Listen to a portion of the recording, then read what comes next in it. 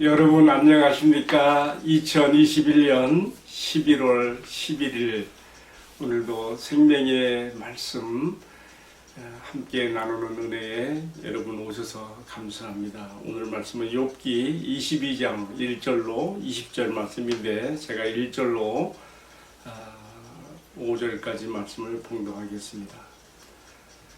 대만 사람 엘리바스가 대답하여 이르되 사람이 어찌 하나님께 유익하겠느냐? 지혜로운 자도 자기에게 유익할 따름이니라.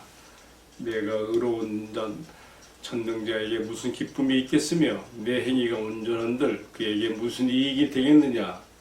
하나님이 너를 책망하시며 너를 신문하시며 너의 경건함 때문이냐? 내 악이 크지 아니하냐? 내 죄악이 끝이 없느니라. 오늘의 말씀, 엘리바스가 욥에게 아주 악담을 퍼붓고 있는 그 장면이 가득 소개되어 있습니다. 오늘 말씀에 근거하여 저는 크게 두 가지 교훈을 생각했습니다. 엘리바스의 그 말 실수에서 배우게 되는 두 가지 교훈이 있는데, 한 가지는 확증 편향의 위험성이라는 것. 확증 편향이라는 것은 편견된 한쪽으로 치우친 생각만으로 자기 멋대로 생각하고 심중을 굳히는, 그래서 악한 결과가 나올 수밖에 없는 그런 잘못이지요. 또 한 가지는 엘리바스가 저지르는 또 한 가지 잘못은 한 영혼의 무한 가치를 평가절하하는 것입니다. 이 두 가지 제목, 확장 편향의 위험성, 또 한 가지는 한 영혼의 무한 가치를 평가절하하는 위험, 이 두 가지에 대해서 함께 말씀을 나눕니다. 그럼 먼저 확장 편향이라는 것이 무엇인가에 대해서부터 한번 생각해 봅시다. 심리학 연구에 의하면 사람들은 많은 인지적인 편향과 맹점을 가지고 살아간다고 합니다. 그 중에 하나가 이제 확장 편직인데요. 이것은 어떤 가설이나 명제가 주어지면 그것이 맞다고 하는 증거를 찾아내기 위해서 거기에 몰입하는 그런 경향을 말합니다. 그리고 그 명제가 자신의 판단을 거쳐서 설정되었거나 혹은 자신의 기대나 또 이해관계가 관계된 것이라고 한다면은 이러한 경향은 훨씬 더 심각해지는 것이죠. 그래서 자신의 기대나 판단과 일치하는 정보에 대해서는 아주 큰 무게를 두면서 기존의 신념과 상충될 때에도 아무리 객관적인 증거를 할지라도 막 무시하고 무의식적으로 왜곡하며 자기 주장만 주장하고 그쪽으로 쏠리는 경향을 나타내게 됩니다. 제가 복잡하게 설명했습니까? 오늘 우리 사회에도요, 자신이 선호하는 정치적인 입장 때문에 상대 진영에 대한 것은 무조건적으로 덮어놓고 나쁘게만 보는, 부정적으로 보는 확증 편향이 아주 심각할 정도인데, 여러분들이 유튜브 공간에 들어가 보면 이런 영상물들을 많이 접할 수가 있습니다. 그리고 이렇게 확장 편향을 가진 사람들은 그런 것만 골라서 보고 거기에 몰두하고, 그래서 그 사람들의 이 사고가 그렇게 굳어지는 것을 볼 수가 있는데 참 위험한 것이죠. 근데 이것이요, 우리 신앙생활에서도 얼마든지 나타날 수가 있습니다. 우리가 건강한 그런 신앙적 사고를 가지고 모든 것들을 같이 저울질하면서 객관적으로 우리가 평가하면서 받아들일 필요가 있는데, 그러지 못하고 어느 한 사람의 그것이 이단의 주장이라 할지라도 거기에 자기의 어떤 심중이 맞아떨어지면 막 거기에 몰입하고 다른 것들은 다 무시하는 그런 경향도 많이 있지요. 자, 오늘의 말씀에 등장하는 엘리바스는 이전에 친구였던 욥이 지금은 모든 것을 다 잃어버리고 고통과 비참에 빠진 사람이 되자 그의 재난이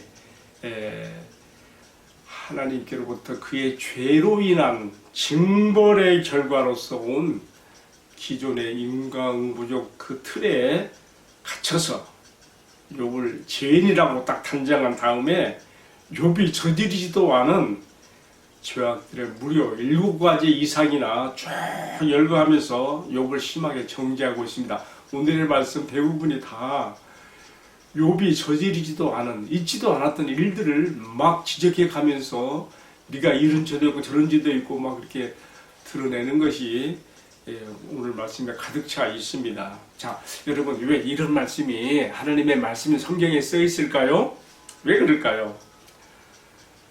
정죄와 참소하는 자의 이름을 가진 사탄은요, 오늘도 사람들의 마음속에 이러한 엘리바스의 마음에 있는 것 같은, 그리고 그 입을 통해 난 것 같은 확장 편중의 그런 확장 편향의 마음을 심어서 사람들 사이에 증오와 불화를 조정시키며 사람들을 함께 망하는 길로 끌어가는 그런 역할을 하고 있습니다.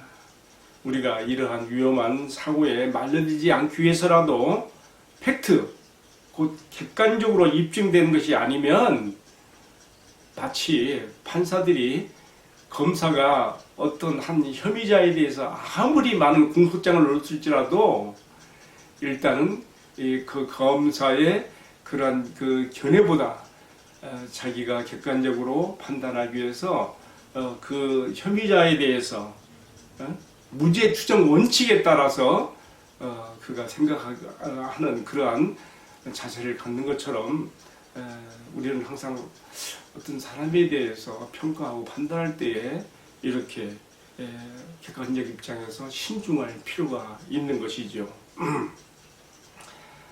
지금 욥에 대한 엘리바스의 이러한 확장 편집증은요, 욥이 당면한 현실적인 고난과 그의 비참한 모습을 보고 확증 편향적 기초에 입각한 심증마루로 하는 말들인데요. 이처럼 겉으로 드러난 어떤 현상만을 보고 함부로 판단하거나 정죄함으로 하나님께서 의롭다고 하시는 자를 악인으로, 죄인으로 정죄하는 그런 자리에 우리가 빠지지 않아야 되겠습니다. 정말 이런 일들이 우리 주변에는 너무나 많이 있습니다. 내 신학교 동창인 어떤 한 사람은요, 그가 속한 교단과 노회에서 이단으로 정죄를 받았는데 그분의 글이 얼마나 좋은지요.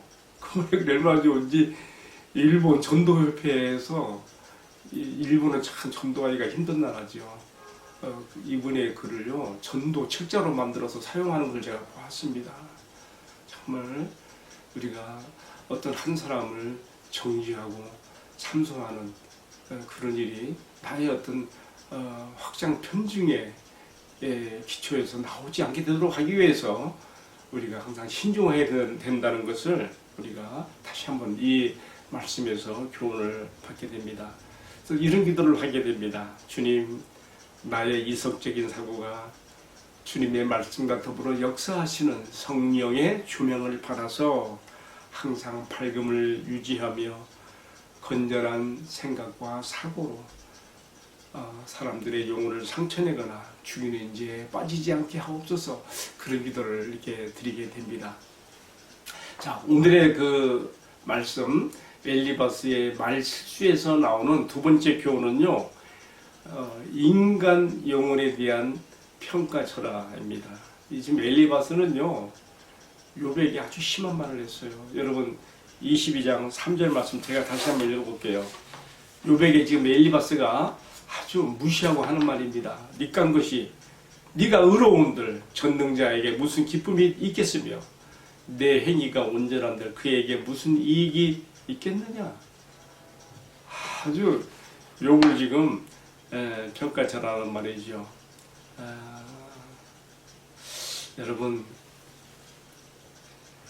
이것은요, 사람의 심령 속에 영혼을 두시고 자기와 교통하게 하시는 하나님의 사랑을 모르기 때문에 하는 말입니다.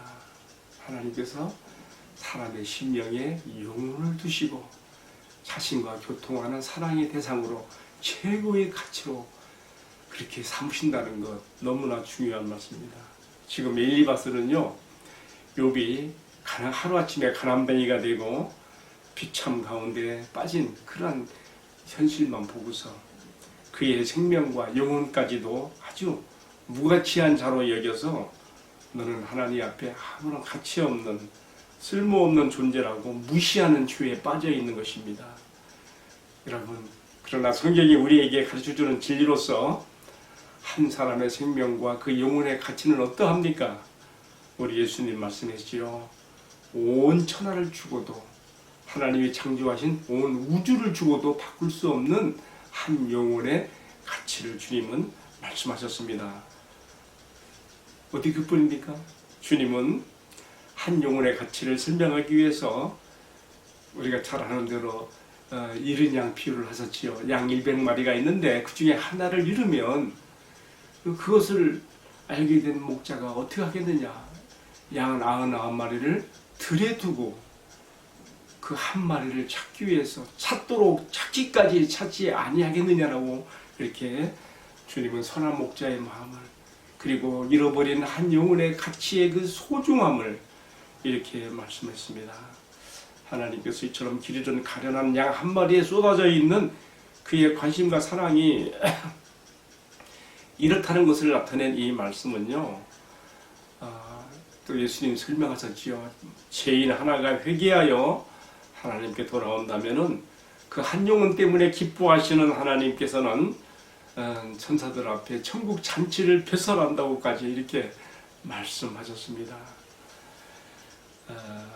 따라서 엘리바스가 지금 요백에 내간 것 하나가 의롭다고 한다. 그것이 전능자 하나님 앞에 무슨 기쁨이 될 것이며 내 행위가 온전한들 그에게 무슨 이익이 되겠느냐라고 이렇게 한 말은요. 하나님의 어떠하심을 모르고 떠들어대는 한 무지한 자의 악담인 것밖에 없습니다. 여러분, 한 영혼의 가치 얼마나 소중합니까? 성경이 가르쳐주는 한 영혼의 가치는 하나님께서 창조하신 우주보다 귀하다고 하시면은 하나님께서 다 같은 유해인 한 사람 위해서도 자기 아들의 목숨을 아끼지 아니하시고 내어주시기까지 하시며 이 세상에 보내시는 자기 아들의 목숨을 대신해서 내어줄 만한 그런 가치의 존재로 입증하신 것인데요. 왜 그런가 합니까? 왜 그렇습니까?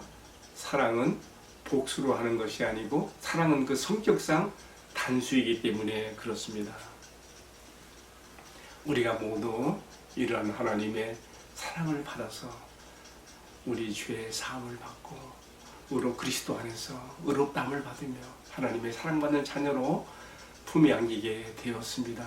이 무한 가치의 존재인 사람의 영혼의 가치에 대해서 우리가 엘리바스가 이렇게 평가절하한 실수에 우리가 빠지지 않아야 되겠습니다. 지금 내 모습이 어떠하든지 그리고 내가 지금 어떠한 처지에 있으며 나의 가는 길이 어떠하든지 나는 하나님의 사랑과 관심에서 한순간도 벗어나 있지 않는 하나님의 사랑의 대상이며 또 중요한 것은 내가 그의 말씀과 그의 뜻을 따라서 이 땅에서 행하는 나의 행위 하나하나가 얼마나 하나님을 기쁘시게 하며 하나님에게 즐거움을 드리며 하나님께서 나로 인하여 얼마나 기쁨을 이기지 못하여 하시는가를 우리가 꼭 알아야 되겠습니다. 오늘 이 말씀을 시청하는 성도 여러분 한 분 한 분 모두가 다 하나님께서 자기 아들의 목숨을 대신 내어주실 만큼 사랑하사 구원하신 한 분 한 분이 되었습니다. 이 하나님의 무한 사랑의 가치 앞에서 요즘 참 저무는 가을의 쓸쓸함 때문에 때로 마음에 우울증이 찾아오기도 하는데요. 우리가 이 하나님의 사랑을 생각하고 성경 나의 느낌과 감정으로가 아니라요. 또 엘리바스가 요백에 막 그렇게 정지하면서 말한 것처럼 다른 사람의 말에 의해서가 아니고 나의 환경 때문에가 아니고 하나님께서 나를 사랑하시는 성경이 나에게 가르쳐주는 이 진리의 말씀과 사랑 앞에서 하나님 앞에 온전한 삶을 이루어가는 은혜와 축복이 함께하기를 축원합니다. 기도하겠습니다. 사랑하시는 주님, 변덕스러운 가을 날씨처럼 내 마음이 쉽게 변하여서 하나님의 사랑을 의심하는 일이 절대로 없게 하여 주시고 내가 주의 말씀을 따라서 행하는 하나하나가 정말 주님께 기쁨을 드리며 또한 주님은 나로 인하여서 기쁨을 이기지 못하여 하시는 사랑의 아버지신 것을 한순간도 잊지 않게 하옵소서. 이 은혜가 오늘 이 말씀을 함께 시청하는 이 채널의 모든 시청자 한 분 한 분에게 함께하여 주소서. 그들의 인생이 주님 안에서 주님의 사랑 안에서 복되고 행복한 삶이 되도록 하여 주옵소서. 이 모든 말씀을 우리 구주 존귀하신 예수님의 이름 받들어 기도 올리옵나이다. 아멘. 예, 여러분 감사합니다. 오늘도 박예동 묵상 데스크에 오셔서 함께 해주신 여러분 주님의 사랑으로 주님의 이름으로 축복합니다.